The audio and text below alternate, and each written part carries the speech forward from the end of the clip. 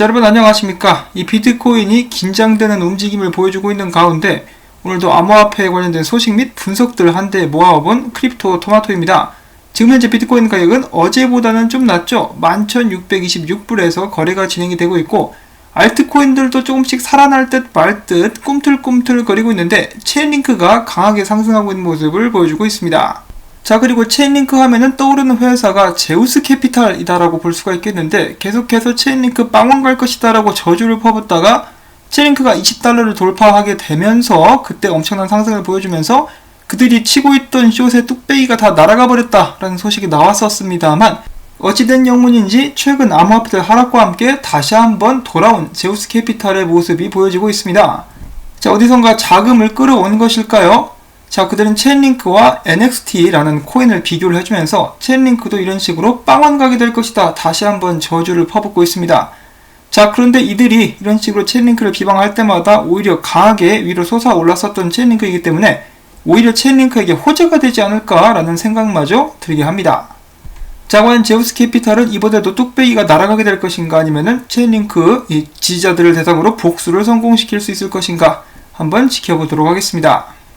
자, 그 다음에는 알트코인들의 생명끈이라고도 볼 수 있는 비트코인 도미넌스 관련된 차트 분석인데요.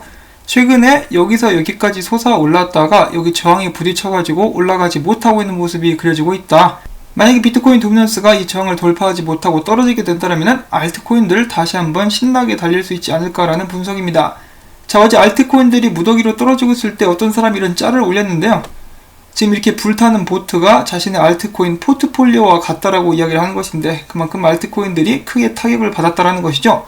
자, 조만간에 회복하게 될 수 있을지, 아니면 이 알트코인 포트폴리오가 지속적으로 불에 타게 될지 저도 여러가지로 걱정이 되는데요. 저도 알트코인들을 지금 좀 들어갔기 때문에 올라줬으면 좋겠습니다. 자, 그 다음에 비트코인 스톡2 플로우 모델을 만든 분석가 플랜B가 이렇게 이야기를 했는데요. 이더리움 같은 경우 내가 스톡2 플로우 모델을 분석을 좀 하려고 했는데 결과가 안 나오더라. 왜냐하면은 이더리움의 가치는 비트코인처럼 희소성이 아닌 바로 유틸성에 있기 때문이다.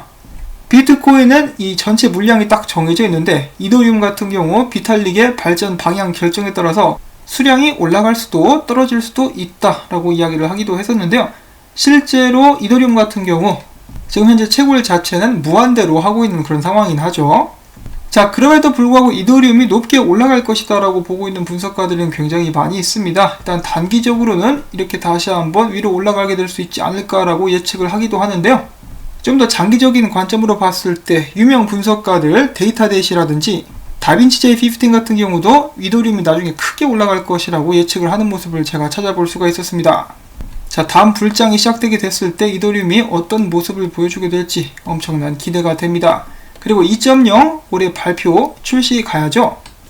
자, 그 다음엔 스와이프 관련된 차트 분석인데요. 이 많은 분석가들이 스와이프가 바닥을 찍었다, 조만간에 크게 오를 것이다 라고 예측을 하고 있습니다.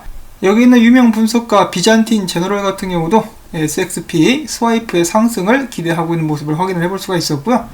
자, 그 다음엔 좀 신선하다라고 볼 수 있는 그런 소식이 나왔습니다. INXT가 다가오는 주에 1억 1,700만 달러의 IPO에 착수하게 되었다. 이것은 바로 최초의 SEC 등록된 증권형 토큰 IPO가 될 것이다 라는 것인데요. INXT는 암호화폐 거래소입니다. 이들이 IPO, 즉 기업 공개를 한다라는 말인데요. 주식 상장을 하는 게 아니라 증권형 토큰 방식으로 IPO를 진행한다라고 밝혔습니다.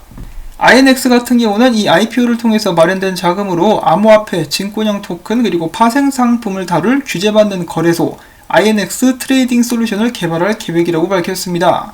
자, SEC에서 승인한 최초의 대규모 증권형 토큰 IPO 성공하게 될 수 있을지 한번 지켜보도록 하시고요.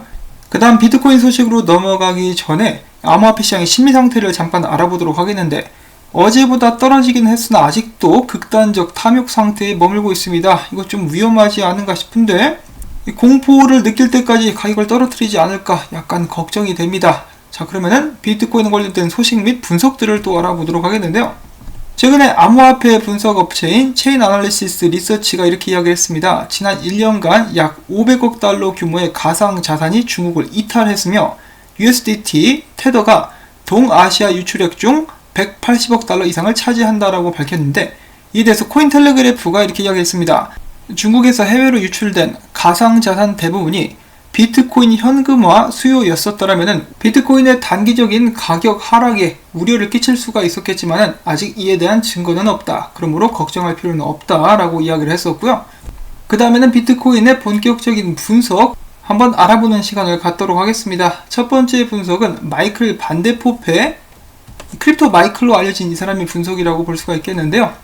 그는 지금 현재 비트코인이 일본 관점으로 봤을 때 굉장히 중요한 지점에 와 있다라고 이야기를 하고 있습니다. 이 11,500달러 지지선이 무너지게 된다면 하락 다이버전스가 나오게 되면서 9,920불대까지도 떨어질 수 있다라고 이야기를 했었는데, 만약에 이 자리를 잘 지켜주고 횡보 정도를 하게 된다면 알트코인들이 반등할 수 있고 전체적으로 알트 시즌이 지속될 수 있다라고 이야기를 해주었습니다. 그래서 지금 현재 머물고 있는 이 자리 11,500달러 부근, 이 박스권이 굉장히 중요하다라고 이야기를 하고 있는데, 이어서 다른 기사에서도 똑같은 부분을 지적을 하고 있습니다. 자, 비트코인의 하락 시나리오, 상승 시나리오가 있는데요. 지금 현재 상황을 보시면은 12,000달러에서 버티지 못하고 다시 한번 내려와 버린 비트코인은 다시 한번 11,800달러 선에서 상승하다가 거부를 당하며 11,800달러 선의 새로운 저항선을 맞이하게 되었다고 합니다. 자, 여기에서 하락 시나리오, 비트코인이 11,300달러, 아까 그 박스권의 아래라고 볼 수가 있겠는데요.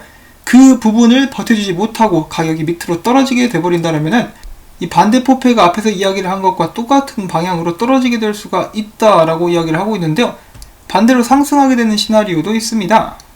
지금 현재 비트코인 가격이 11,200에서 11,400에서 아주 잘 버텨주면서 11,800달러 위에 안착할 수만 있다라면 12,000달러와 13,000달러도 노려볼 수 있다라고 이야기를 한 것이죠. 그래서 지금 비트코인을 아주 잘 붙들어주고 있는 이 박스권 지지선, 이것이 깨지지 않는 것이 정말 중요하다라고 이야기를 하고 있는 것입니다. 바로 200일 EMA입니다.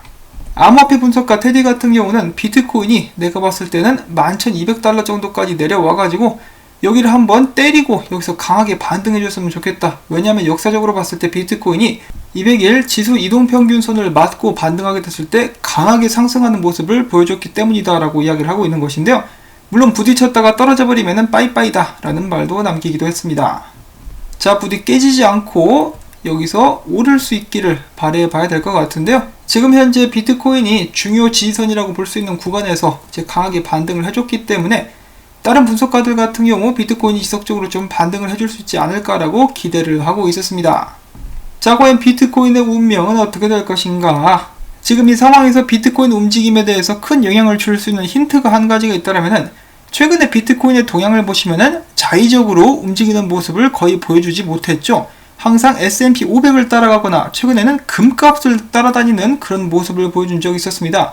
그래서 비트코인이 여기서 올라가기를 바란다라면 최근에 떨어졌었던 금값 역시 반등하기를 바라는 수밖에 없겠죠. 만약에 다음 주에 금값이 떨어진다 그러면 비트코인이 떨어지게 될 것이고, 금값이 반등하다 그러면 비트코인도 같이 올라가게 될 것이다 라고 예측을 해볼 수가 있겠습니다. 자, 물론 달갑지는 않습니다. 비트코인이 자산으로서 스스로의 갈 길을 개척해 줄 수 있기를 바라보는데 아직까지는 좀 비트코인이 너무 어리지 않나. 비트코인이 좀 나이를 많이 먹고 힘을 키워가지고 소위 말해서 대가리가 좀 굵어지게 된다라면은 자기가 가고 싶은 방향을 정해서 혼자서 달릴 수 있는 그런 모습의 비트코인으로 성장하게 되지 않을까라는 생각을 해보면서 오늘 영상은 여기서 또 마무리를 짓도록 하겠습니다. 자, 위기의 비트편 오늘도 즐겁게 보셨거나 도움이 되셨다라면은 제가 계속해서 이 채널을 유지할 수 있도록 도와주시면 정말 좋겠는데요. 광고 한 편만이라도 마지막까지 재생만 시켜주신다라면 저에게 도움이 됩니다. 그동안에 물도 한 잔씩 드시고 스트레칭도 하시면서 요즘 이래저래 스트레스도 많고 힘든 시간인데 이 시간들을 잘 견뎌낼 수 있기를 바라봅니다. 자, 그러면 저는 다음에 새로운 소식 가지고 또 인사를 드릴게요. 안녕히 계십시오.